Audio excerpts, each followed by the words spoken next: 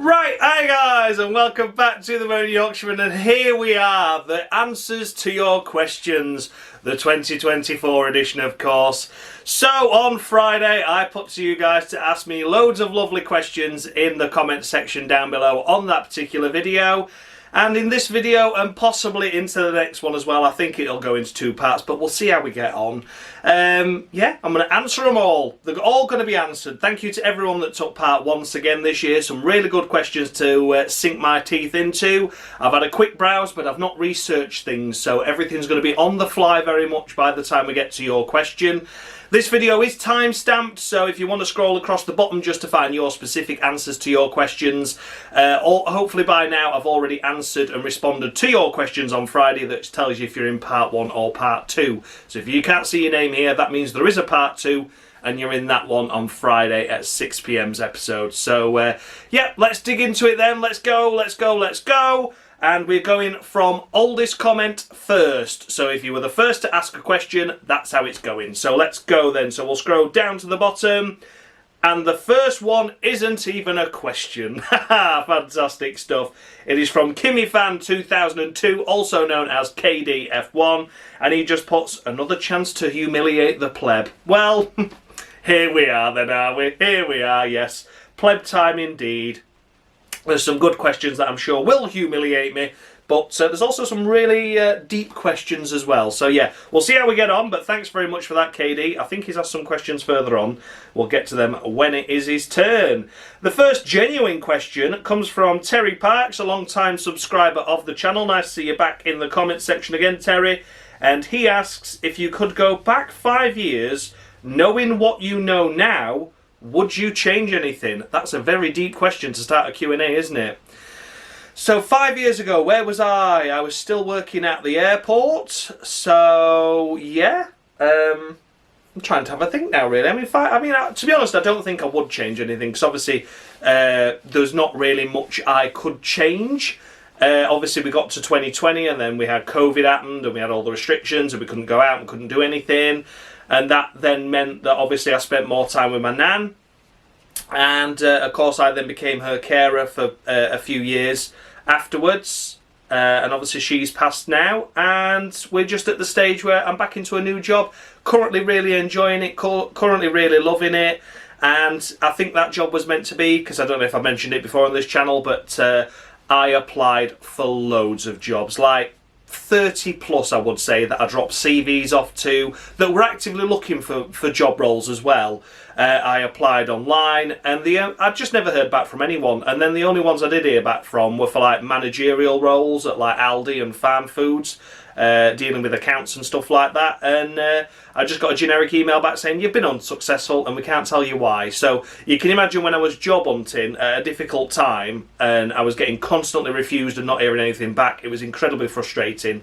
And then the only job that I genuinely did see pop up that I think, yeah, I could make a career of myself out of, I got an interview, I got the job. I started in August and I'm absolutely loving it at the moment. We've got a great team with us. So yeah, I don't think I would change anything, to be honest with you, Terry. It's been a fantastic last 5 years of my life. Of course, I got the RX-8 as well during that time. So no, I wouldn't change anything. I've made new friends in that time. It's just been fantastic. So no, I wouldn't change anything. I've enjoyed my gigs in that time. I've enjoyed pretty much everything about life in the last 5 years.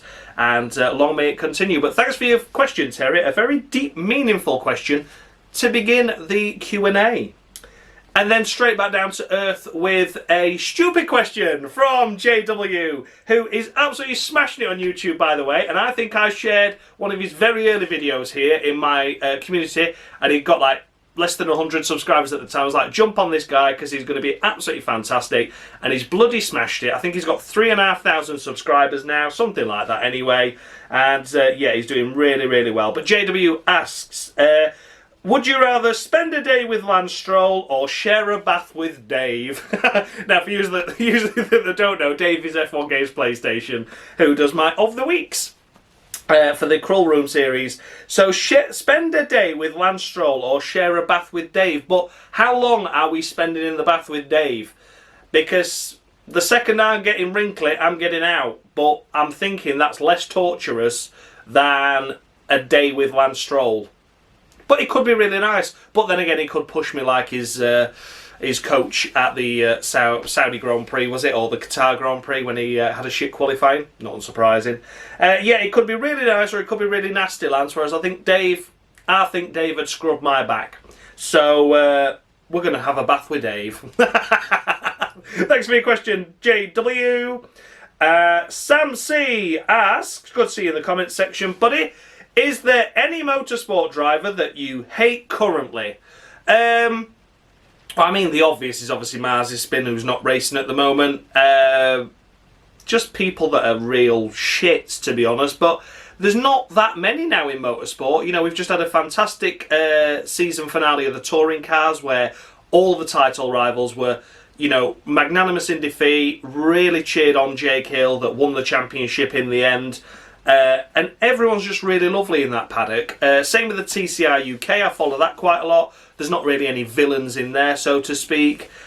Formula 1 on the current grid, obviously I do dislike, Lance. I do dislike, but I think hate's a strong word these days. I used to get a lot of hate, actually, for when I used to do my love-hate relationship series, and I was like, 5 drivers I love, 5 drivers I hate. Didn't necessarily mean I hated them, but just using that word, people were like, oh my god, how dare you. Like, fuck off, it's my opinion. But any drivers that you currently hate, hate's a strong word, so I'm going to say no. On any current grid in Formula 1 or touring cars or any form of motorsport I watch, there is not currently a driver on the grid that I hate. But of course, if I had to pick one, it would be people like Alessio Deleda, who's just a twat, Nikita Mazepin for obvious reasons. But yeah, no current driver on any of the current motorsport grids that I watch. Thanks for your question, Sam C. Scott Barnes. Hey, Scott, hope you're alright, mate. He asks, hope you're well, buddy. Yeah. You've come a long way since you started in December 2016. I know, coming up to 8 years. Can you believe it, eh? Can you believe it? His 2 questions are, what opinion on the F1 Manager Series? That's if you played them. So what's my opinion on the F1 Manager Series? Unfortunately, I've not played them. They're on PS4 and I've looked at them and they're quite cheap now, but then people say get the newer one because they're better. And that's just resulted in me not buying any, purchasing any, ever playing any. I don't even think I've ever seen any gameplay beyond the trailers, to be honest with you, Scott. So I genuinely can't comment. Mixed reviews. I used to speak to a few of the guys that in the ERL racing that I used to do back during COVID times. And it was very split. Some people bought it and loved it. Some people bought it and really didn't like it. So I honestly don't have an opinion on it, Scott, because I've never, like I said, I've never seen any gameplay of it, never seen much of it at all. But a good question. I would have been able to answer it somewhat better had I actually played the games. And then second question, what do you think is your most underrated video you've made? That is a good question, Scott. That is a good question. Most underrated in terms of views, or maybe just not getting many comments. Let me just have a quick scroll through my channel, because I'm sure there'll be some that'll pop up that I like really enjoyed recording. To be honest with you, YouTube's a funny old beast, because you just tend to basically get the videos that you really didn't enjoy recording tend to just do really well, and then the ones that you thought and put your heart and soul into just tend to do nothing. Let's have a look. The holiday vlog in Prague, actually, back in 2017, that was an early channel video. That was when I went on holiday with my mate Adam and I did my first ever vlog. That one was edited by Dave. I couldn't edit back then. And he did a really good job. The other one is my mum on a water slide. That is a fantastic video. That's some years old now. That's got less than 200 views and that is very funny. Only 55 seconds as well. I'll put them up here in the thing so you could go to them. And then there's some videos that I really didn't like, but I thought I need to put them out there for content that did really well. So yeah, I would say those are probably underrated. My first ever vlog in terms of my Prague holiday, because I did enjoy recording that one. And yeah, I would say my mum on a water slide. The others, I think, are just deserving of the views they got, I would say is more appropriate. But yeah, good question, Scott. Thanks for that. I've been able to plug a couple of my videos that you can go and watch now. So yeah, great question, Scott. Next up we come to Laurie. Hello Laurie, how are you doing, buddy? Good to see you in the comments as always. Sorry for the inconvenience, but he's wanted to ask 5 questions. Well, no one's listened to my rule of 2 questions maximum. I don't think we got that far in the video, to be honest. But yeah, there's a lot that I broke the rules, but I'll let you off. His first question from Laurie is, have you ever been down to Cornwall or Devon? It's lovely down there. I have been, furthest down I have been, which comes under Devon as a council, I believe anyway, is Torquay and Paignton, and they are absolutely fantastic places. Used to spend many a great kids holiday down there when I was a lot younger, back in primary school days and early secondary school days. We used to go down there to Paignton, have a great time. Torquay was next door. Goodrington Sands, we used to go over to Goodrington, have a walk over. Really, really lovely down there, I do agree. Especially Torquay, we last went when they just finished off doing the harbour, and it was stunningly beautiful. So yeah, I would say I've never been down as far as Cornwall, but a lot of people swear by it, a lot of people love it. My old boss's dad used to go down there annually. In fact, my boss used to go down there annually as well. Always the kids' holidays used to do a road trip down to Cornwall, down to Newquay, places like that. Yeah, so I've never actually done Devon or Cornwall, but I've done areas around the proper down south coast, and they're bloody beautiful.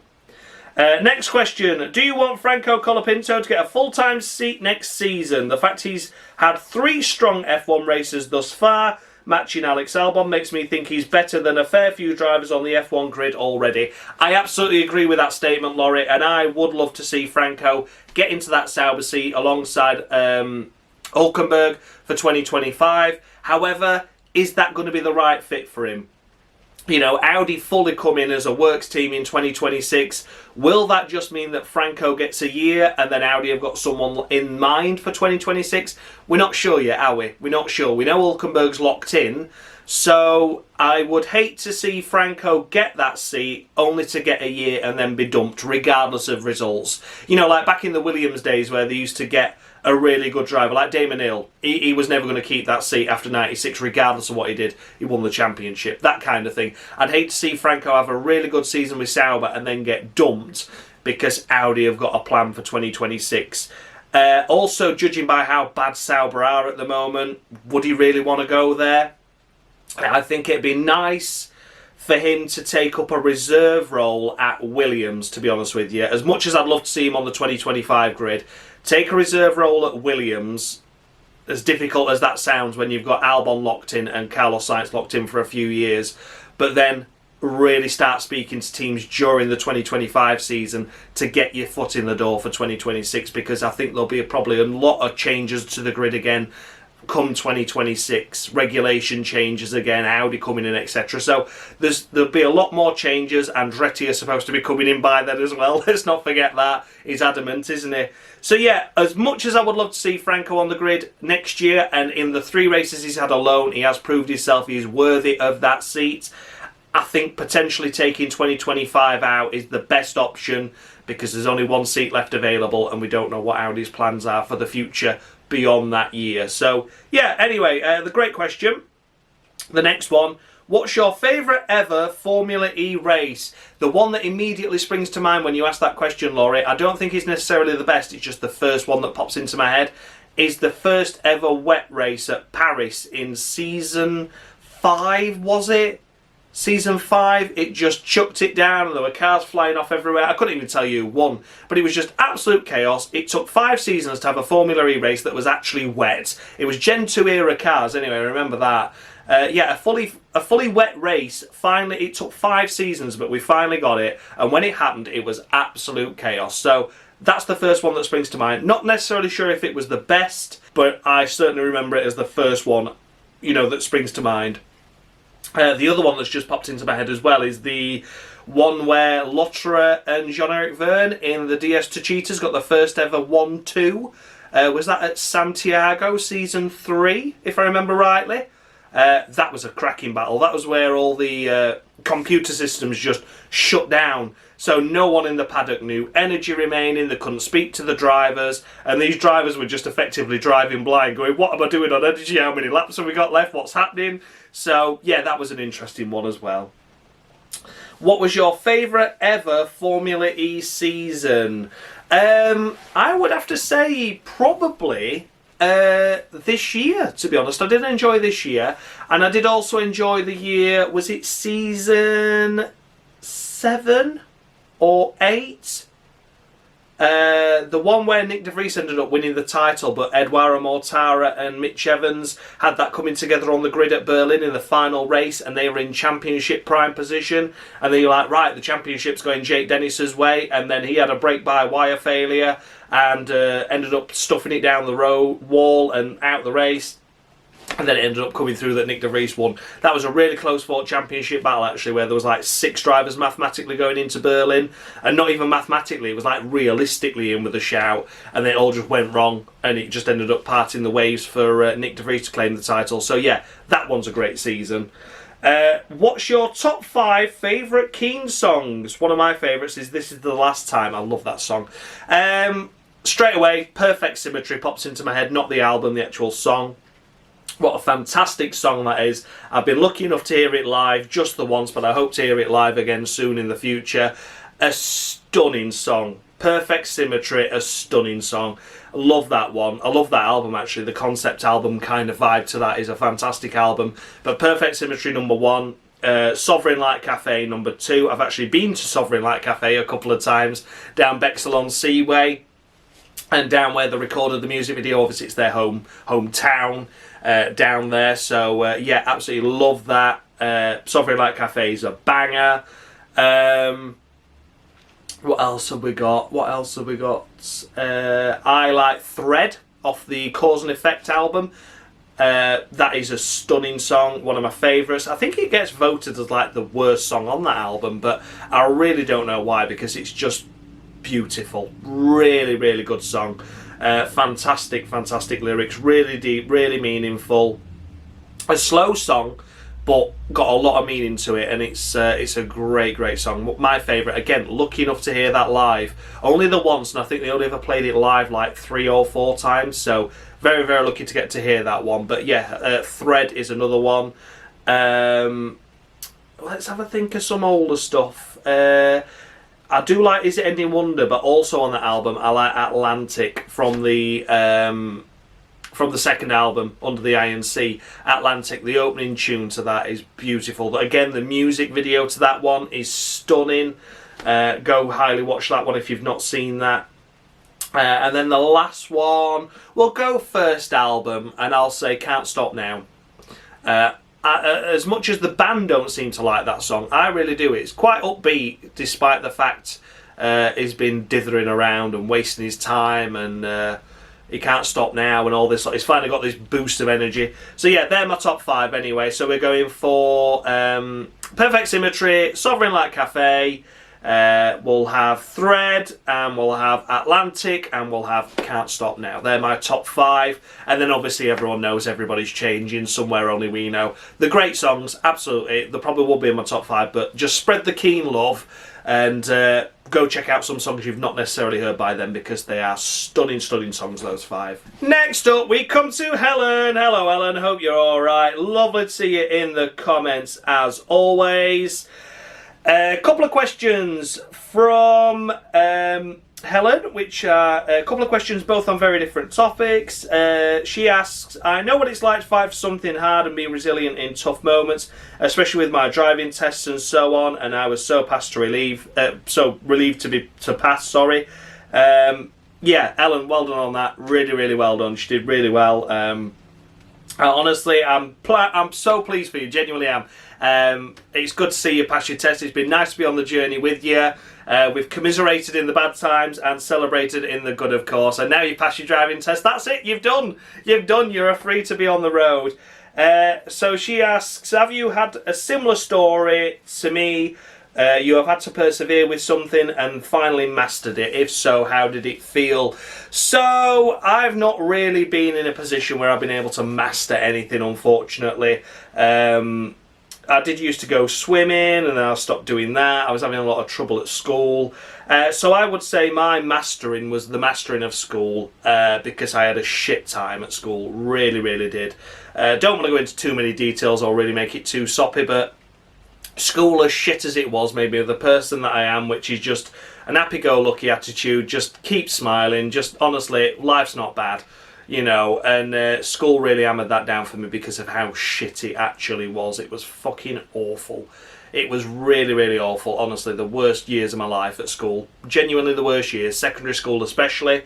And I stuck two fingers up to them bastards and, you know, did well for myself coming out of it. You know, from being told, like, you're never going to work in part of a group. You're too self-centred. You're a piece of shit. You'll spend your life on the dole.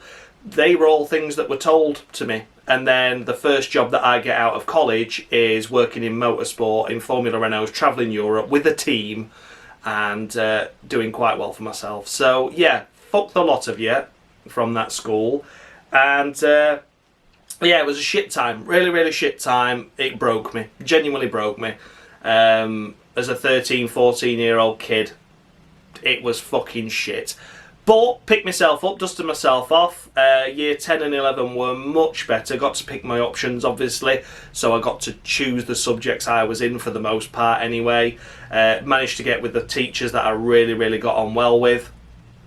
And managed to make sure I did really well on my GCSEs. So, yeah, conquering and mastering. I just mastered school. I got out of there. I weren't brilliant at everything. I got C's, a D. I got an A and a B, but mostly C's and D's. Yeah, and I just mastered it and just ran with it and did really, really well from there. So, yeah, I mastered school as a general thing. But, yeah, good question. And how did it feel? Fucking awesome to leave. Fucking awesome. Honestly, the best days of my life then were clearly ahead of me and still remain ahead of me now because I'm out of that fucking shithole and I'm glad to be out of it. And then the second question, oh, that got really deep then, didn't it? And I didn't say it was gonna, but yeah, that is genuinely true. Then the second question, this one is on an F1 topic, but also on the theme of resilience. Which F1 drivers on the current grid would you describe as comeback kids? There's one name that pops straight into my head when, although not a kid anymore, and I would have to say Hulkenberg, because his career was over. And he came in during the COVID era and replaced Perez and Lance Stroll for a couple of times and did stunning jobs in that racing point, picking up points, a front row start, you know, did amazing things, and that got his career back on track into Haas. And then he's done a stunning job at Haas and he's done fantastically well. And now he's got an Audi Works drive coming for him for 2026 after he gets out the Sauber debacle next year. Not really sure that's the right move, to be honest with you, considering how consistent Haas are being at the moment, constantly always on the verge of points. There's a long way to go for Sauber to get there. But yeah, I think someone that's career was over and looked to be over, he managed to put in some impressive performances in the few races he did have as a wildcard entry due to people testing positive for COVID, made it count, got the Haas seat, and has done a stunning job and ran with it from there and really boosted his career back on track again. He's not been like a Ricciardo where he comes back and he's still just as shit as he was at the end, you know. Admittedly, Hulkenberg's career did get shown up a little bit by Ricciardo, which is why he got dropped in the first place with the Renault days. But he found his feet again, found his mojo, came back in and bossed it. So, yeah, Hulkenberg, maybe a bit of a strange one there, but he's the first guy that springs to mind to me. So, yeah, Nico Hulkenberg, I think he's done a stunning job this year, and I think he continues to do a stunning job and will do a solid job for Audi as well. He'll get the most out of what may be an uncompetitive car. But thanks for your questions, Ellen. Next up, we come to Will F1, of course. No Q&A is complete without Will F1. And he asks, which F1 drivers do you never wish ever got back into the sport? And which drivers would you have chosen instead? E.g. Callum Ilott instead of Mazepin at Haas. Well, that's an obvious one to go for. Teo Pulcher instead of Zhou Guanyu. That would have been an easy one to do as well. You've got to think of then, like, what happened why Jolyon Palmer got in to Renault back in 2016 and 2017. Who could you have added instead? Who were their reserve drivers at that point? Yeah, yeah, it's difficult to say. I'd have liked to have seen Sergei Sorokin get another chance, so maybe Sergei Sorokin for Williams in 2019 over Kubica. As much as that was a real good feel-good story for Kubica, and I'm pleased he came back into Formula One. It was a shame to see him in a really uncompetitive car.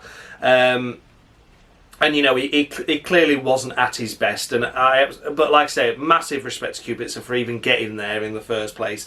And I don't hold him against doing that 2019 season at all. But it would have been nice to see how Sergei Sorokin did against Russell. Considering how Russell dominated Kubica, obviously. It would have been interesting to see if Sorokin got any races over Russell. And whether Russell would have been the point scorer at Hockenheim, or whether it still would have been, the second car, Sorokin getting the point.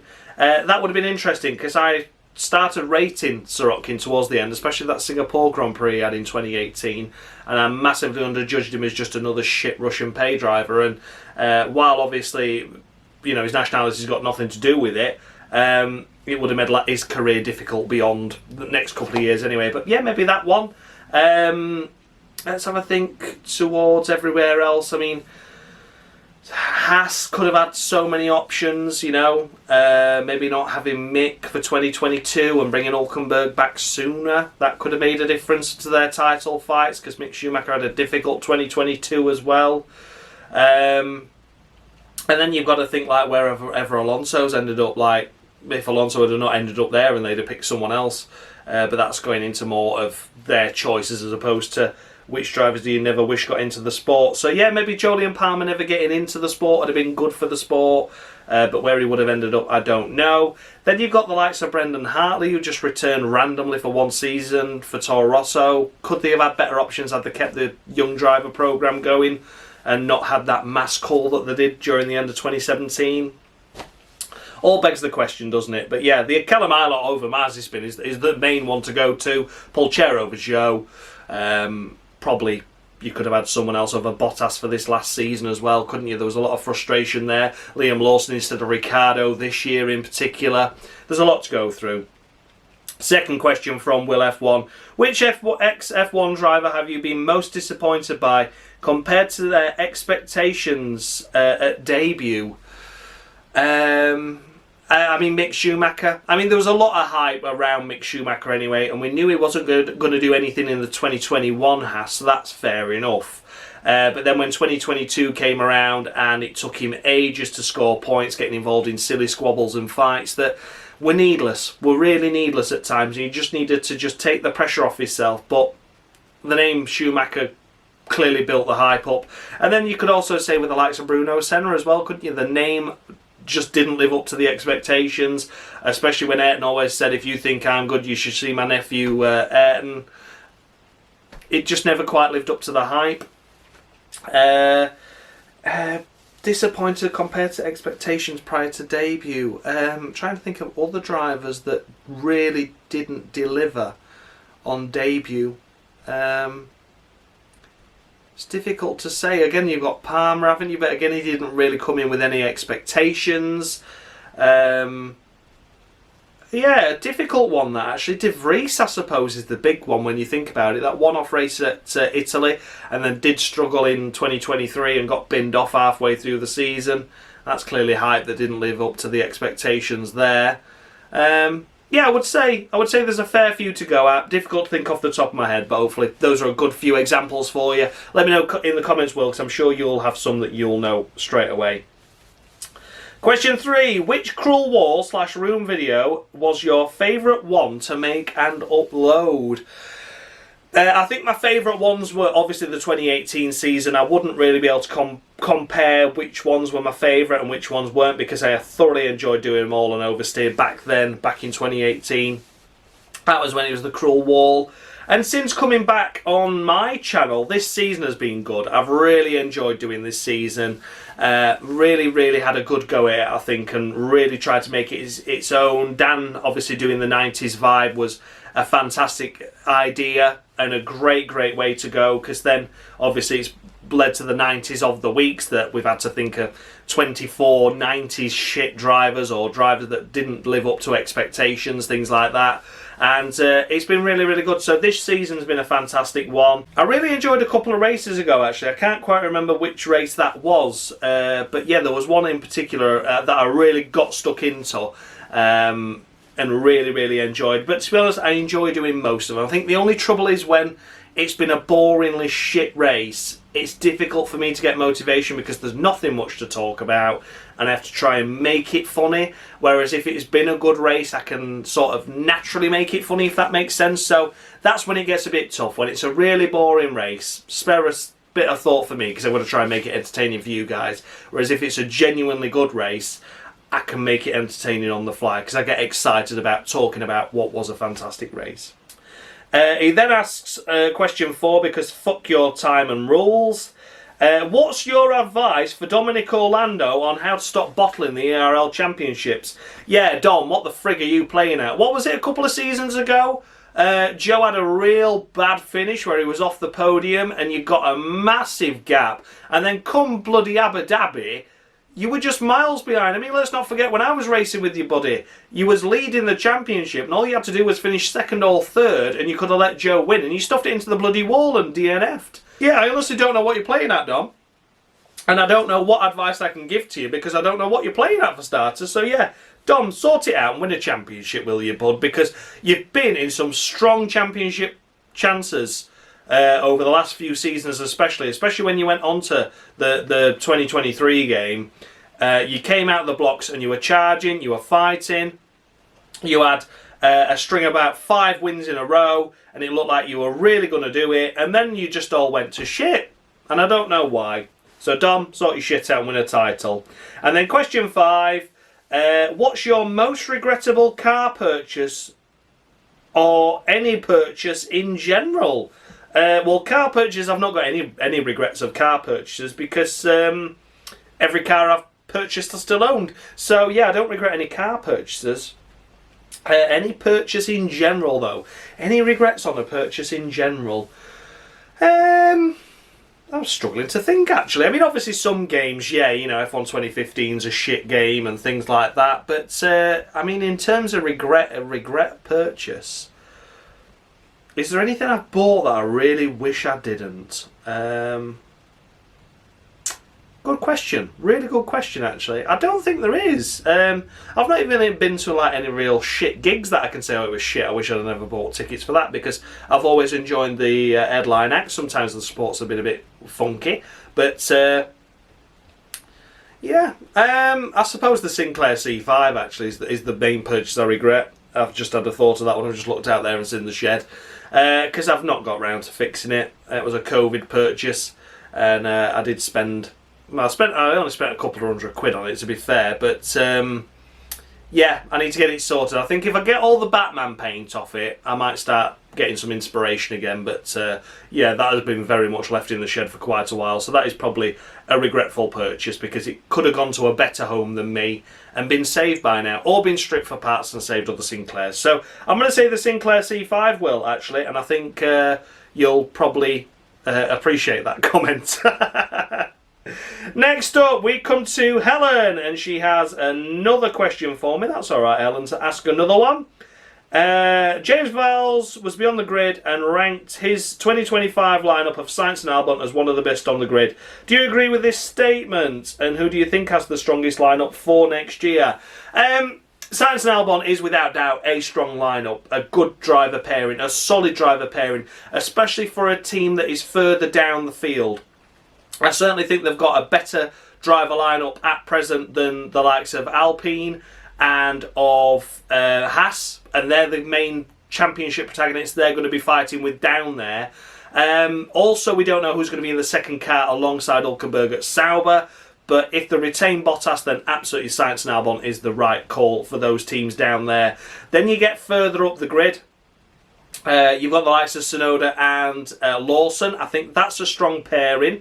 So we'll see how that goes. I think the best driver pairing is still McLaren, and I still think it is, of course, Piastri and Norris. but they need to sort the shit out going into next year. They really do. They have a lot of potential, those drivers, and this year they've both under-delivered at certain times. You know I bang on about it on the Cruel Wall series, on the Cruel Room series, I should say. But I honestly do believe that is the strongest driver pairing for 2025. It's Oscar, it's Lando, but they've got to get their act together. They really have. You know the potential's there because they've done it before, but they just don't do it often enough. And I think if that McLaren's just as strong going into next year as it is this year, then they've got a real good chance. They've got a fantastic chance of title opportunities for both drivers and constructors, but they have got to get their act together. So yeah, I would say Albon and Sainz as a lineup, probably third best. We need to see how Hamilton gets on alongside Leclerc at Ferrari, so that's always a bit difficult to judge. Then you've got obviously Mercedes with Antonelli, an unknown at the moment, alongside Russell, who is a solid driver, but again, needs to iron out the mistakes, needs to iron out the moaning as well now that he's started doing. Pick that trait up from Hamilton. And I think that's mainly the grid, isn't it? I mean, we don't know what's happening with Perez yet going into next year, but Max Verstappen's obviously a formidable force. You've got Alonso at Aston Martin, but again, a weak second driver. So as a pairing, it makes them weak, you know, because you're only as good as your strong driver, and they've only got one driver able to do the heavy lifting. So, yeah, Albon and Sainz, I would say, is probably the second or third best, realistically, driver pairing on the grid for 2025. Thank you, Helen, for your question. Adam, my mate Adam Jow, of course, you've seen him on the channel many a times this year, actually. He's been featured on the Mark 1 Focus meets, he's had his new car, you've seen him on the Mark 1 Ford Focus pickup, where we went to Birmingham and got that. So yeah, welcome to the channel, Adam, and thank you for your questions. He also asked 3Ellen, you see, so it's not just you asking more than two. If you could keep, scrap, or sell your Chevy Matiz, RX-8 and BMW 3 Series, you have to pick one car for each of this choice. Oh no, what would I do? What would I do? That's a tough one, that, Adam. So I can keep, scrap is the hard one, and sell. So, I mean, in terms of financial, you'd scrap the Matiz, wouldn't you? You'd keep the RX-8 and you'd sell the 3 Series. That's how you would do it, but I wouldn't do it that way, because obviously I would keep the Matiz. I think Adam, more than anyone, knows how much that car means to me, and it's not about monetary value at all. It's about the love of that car, and I absolutely love it. I need to do another video on the channel for that, actually, because there's a lot of subscribers that love that Matiz, and it needs to be seen again. So yeah, it's not looking in the best of conditions at the moment. We've had a couple more bumps in car parks and things, and it's a bit rough around the edges, but for the most part, I love it to bits. It's running absolutely fine. 135,000 miles on it now, almost 136,000. It's doing super well. So I am keeping the Matiz. Then, do you know what? I'm literally leaning towards scrapping the RX-8, because the 3 Series my dad bought new, right? And it's I mean, imagine purchasing a BMW brand new, like the pride that I had for him, and that you know, like, he bought that new, a BMW 3 Series, 20-year-old now, that car, but we bought it new. It wasn't new, it was an ex-demonstrator model, but it was still on an 04 plate, which was new at the time. It was about, I think it had been registered because it was an ex-demonstrator car, so it had done a few thousand miles, but it was, for the most part, brand new. That's the newest we were ever going to get a BMW. So to not keep that is a shame, but I certainly wouldn't scrap it. So I would have to sell the BMW to an enthusiast, and then the RX-8, I'd strip it for bits and I'd scrap it. There you go. Cheated slightly, but yeah. Question 2. Which racetrack do you most want to drive? Silverstone, Monza, Nürburgring, full 14-mile Nordschleife. Well, obviously the easiest one to drive is the full Nordschleife. It's available to drive on most weekdays and weekends in Germany. I would have Spa, though. I would love to have a lap round Spa. I really, really would. I think the undulations, but the more part of it as well is because my talents are literally limited.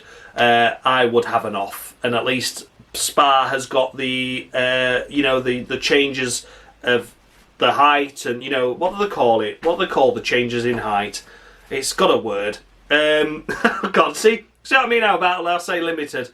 But it's got the change, the track undulation is up, it's down, it's left, it's right, it's twisty, but there is some runoff if I do make a mistake, unlike Nordschleife. So I would love to do a lap round the Spa, maybe one day.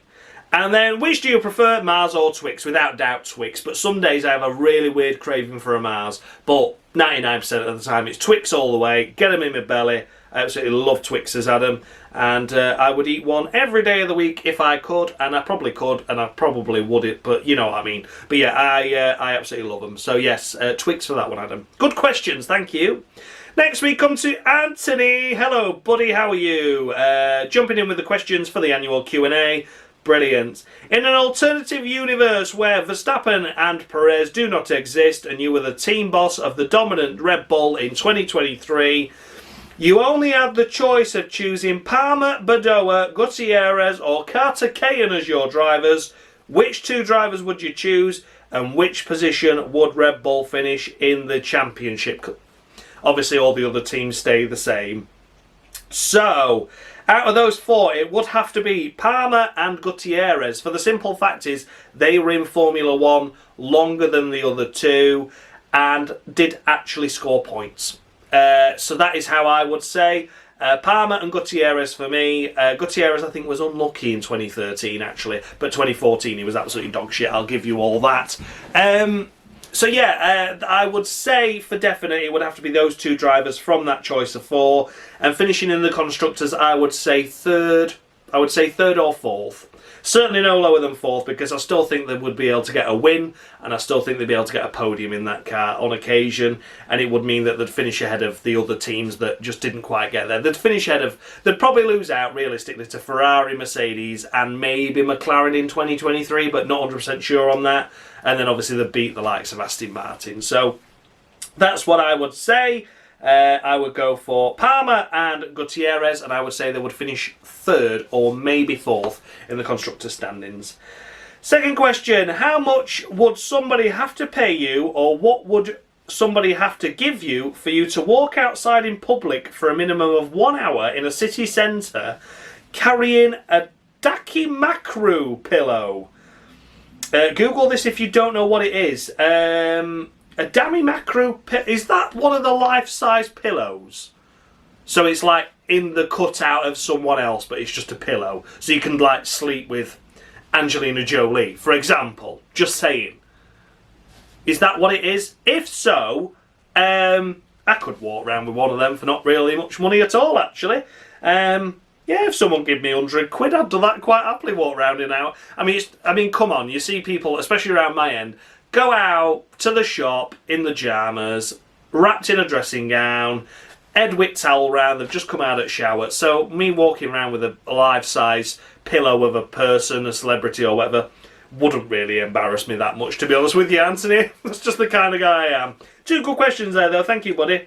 So that is the end of part one. Thank you to all those that asked questions in this part. If your question hasn't been answered in this one, then look out for Friday at 6 PM for part two, where your question will certainly be answered in there. Thanks a lot for watching, guys, and as always, much love.